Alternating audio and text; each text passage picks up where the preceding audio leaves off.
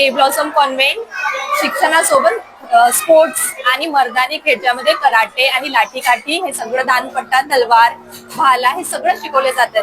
पुन्हा याच्या वेगळ्या क्लासेस घेतल्या जातात, कारण आजचं युग असं आहे की प्रत्येक मुलीनी आणि प्रत्येक स्त्रीनी सक्षम व्हायलाच पाहिजे.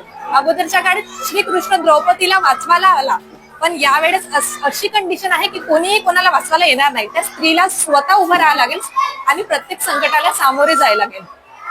आजच्या महिला दिनाच्या दिवशी सगळ्यात अगोदर तर मी सगळ्यांना महिला दिनाच्या खूप खूप शुभेच्छा देते आणि असंच म्हणते की कोणावरती डिपेंड न राहता स्वतः त्या कंडिशनला फेस करा. कुठेतरी महिला आता व्यसन आधीन चाललेला आहे, असंच महिला दिनाचा काय संदेश राहील महिलांसाठी? महिला ही नारी आहे, ही देवीचं रूप आहे.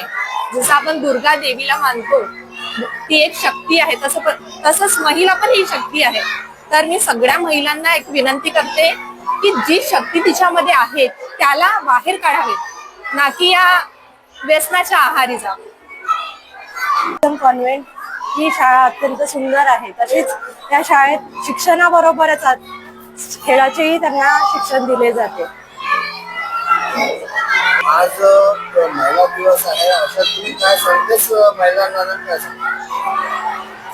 महिला ही नारी शक्तीचा, जशी देवी दुर्गा देवी असते, ही लोकांचा विनाश करते, जसं महिलांनी समोर जाऊन आपल्यावर प्रहार न घेता इतर लोकांना आव्हान देऊन. नमस्कार, मैं किरण यादव, पूर्व नागपुर क्रीड़ा आघाड़ी अध्यक्ष.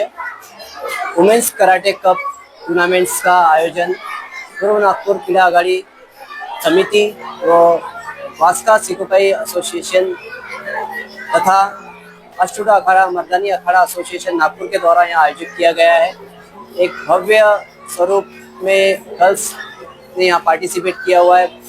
हम इस टूर्नामेंट्स में फाइट, काताज, लाठी और एक हमारा जो इवेंट होता है सेल्फ डिफेंस, ये बहुत पैमाने में बहुत ज़्यादा प्रचलित हुआ है नागपुर शहर में. हम लगातार 8 सालों से ये टूर्नामेंट हम गर्ल्स के लिए हर वर्ष लेते हैं.